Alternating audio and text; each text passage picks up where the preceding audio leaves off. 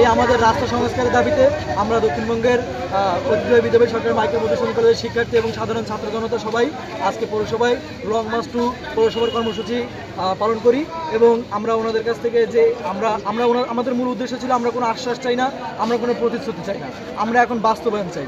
আপনারা দীর্ঘদিন ধরে দেখে আসতেছেন, মিডিয়া দেখতেছে, প্লাস যে এলাকা আমরা বলতেছি খড়কি এলাকা এবং কলেজ সংলগ্ন এই এলাকায় যে একটা ঘনবসতি এলাকা, এখানে জনগণ চলতে খুবই দুর্ভোগ হয়। কারণ আপনারা হলো বৃষ্টির সময় রিক্সা নিয়ে চলতে পারে না, খালি পায়ে হাঁটতে পারে না, মোটরসাইকেলে যেতে পারে না।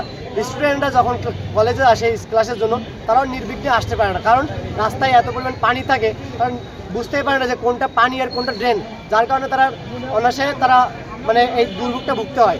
আমরা এই দুর্ভোগ লাঘবের জন্যই আমরা দীর্ঘদিন ধরে চেষ্টা করে আসতেছি।